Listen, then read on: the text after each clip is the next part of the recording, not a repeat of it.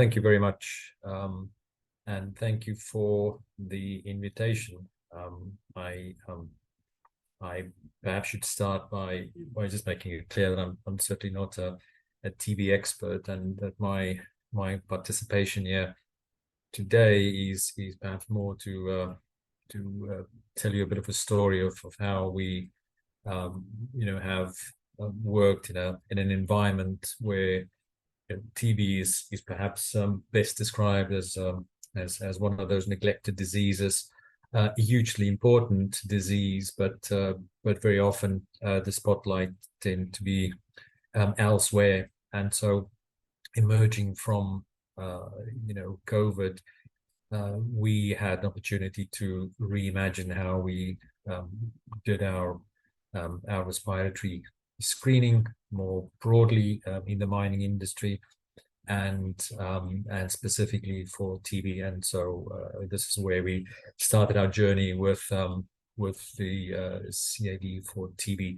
So very quickly going to perhaps walk you through what our journey looked like. Maybe next slide, please. So I plan to share these slides. So I'm not going to pause on what we do as an organization. Some of you may know International SOS. We are truly a global company, and I shan't bore you with the stats, but it's all in there, and I'd be happy to share these slides. So next slide, please. And then the next one, just in the interest of time, right? So TB, as I think we all know, hence our participation here today, it is definitely one of those diseases that I think most governments and and certainly in the high sort of burden areas, and this is part of my remit. I look after Southeast Asia, which includes India, it includes the Philippines, and it includes Indonesia, where I think the majority of the burden would fall. We've had the idea to sit with our mining clients and begin to map out what some of these challenges that the mining industry face would look like. I'm just going to highlight a few of these. The idea that COVID brought very sharply into focus is that respiratory diseases love density, and the mining industry is certainly an industry where you find a lot of that. So it's in accommodation, it's in shared transport, it's in shared, under or overground work environments. But it's also the idea that very often employees would, have the opportunity to spend a month or 6 weeks on site and then demobilize for a field break back to their families. And so, it further complicated the picture that we looked at, where we very often had to live with the idea that diseases would be brought to the mine, and the mine, whatever diseases you acquire on the mine would then be equally, brought back home. Next slide, please. So just on the previous slides before, so sorry, I need to go back just to say that obviously working on remote sites, where I think when resources were deposited, somehow they seem to all be deposited in remote or ultra remote environments. And of course, as mining industries developed, because of the investment and because of the opportunities, communities just naturally started to appear around these mining communities, which then further complicated the picture, because it's not something dealing with communicable diseases, and very often non-communicable diseases for that matter. It's not something you can look at in isolation inside the fence. Very often you'd have to also imagine how when you address some of these challenges, specifically TB and some of the other neglected diseases, vector-borne perhaps, how you could also address those communities outside of the mine's immediate footprint. Just to show you what the burden in Indonesia looks like, I shan't pause at this. Next slide, please. Just to show you that the distribution by age for us, again, is, classic mining industry, where, we have the silver tsunami, where the majority of the workforce tend to be people in their fourth and fifth decades of life, very similar to perhaps some of what we see in the oil and gas industry. And so there you can see the distribution classically in Indonesia, right across our sort of mining work age is where we see the majority of cases in Indonesia. Next slide, please. And again, just to underscore and to make the point that that the drug sensitivity again, when we look at the different distributions, also for the resistance for workers, it is quite clearly, when we put all this together, it was quite clear that we needed a comprehensive strategy to begin to address TB, the burden of TB in the workplace in Indonesia, specifically in the mining industry. And this resonated, thankfully, with the government of Indonesia's own initiative, which is sort of fairly aggressive initiative to look at eradicating TB more broadly, but perhaps specifically in the work environment by 2030. Now, I mean, obviously, as we all know, you couldn't begin to eradicate something like TB unless you're able to find TB. And exactly what Florence said there. It sounds to me like everybody's come a long way to to closing that gap in actively finding TB, and then of course dealing with some of the related challenges. So next slide, please.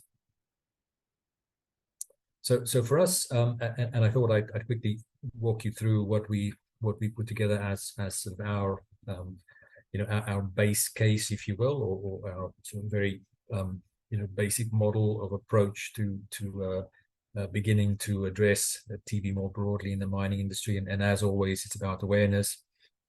It's about educating miners, but also the companies about what the challenges are. Just to try and frame the conversation, show them some of what I mentioned earlier.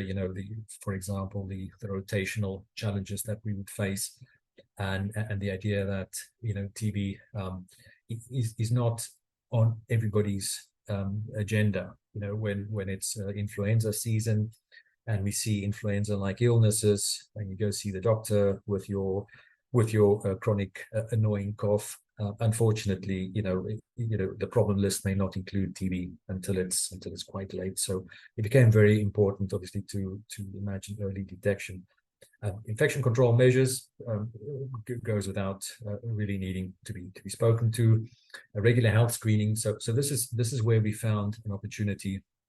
Certainly in the mining industry, very often annual surveillance or checkups is mandated, and this is the opportunity we saw, not just in Indonesia, but perhaps more widely or enterprise wide, is to think about how could we introduce those measures more consistently, to show mining companies that they can absolutely be part of a solution without spending new money necessarily.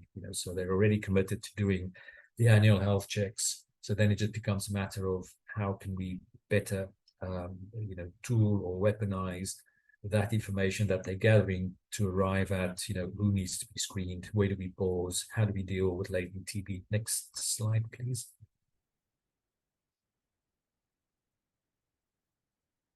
Oh, sorry, can we move to the next slide? Oh, there we go, thanks. So access to healthcare services, again, whoops, sorry, next slide. Yeah, again, most mining environments would perhaps have a big tick in this box, because mines very often would have to plan their own initial stabilization, their own on-site medical. Sometimes it's very basic for just stabilization, a triage before patients are moved on.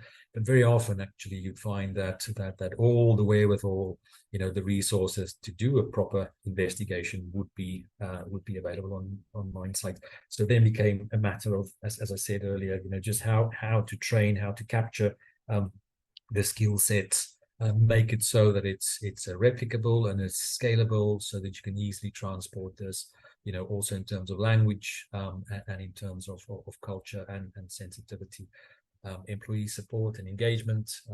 Goes without saying that, you know, where unions, etc., may be part of the landscape, hugely important to make this, you know, a kind of initiative where the benefit, not just to the companies, the return on investment to the company must be, you know, must be central to this whole conversation. Obviously, I always find that is what you know, creates open doors to be pushed, is when companies understand what the return on investment is, you know, the cut down on absenteeism, you know, more productivity, cut down on healthcare costs, obviously, but equally for employees, I think, you know, this engagement and dealing with the stigma that's very often, you know, part and parcel of, you know, TB, perhaps HIV as well, or both, where this coexists, to deal with that up front and make sure that that employees understand that the you know, the support and the resources are there, if they are found to be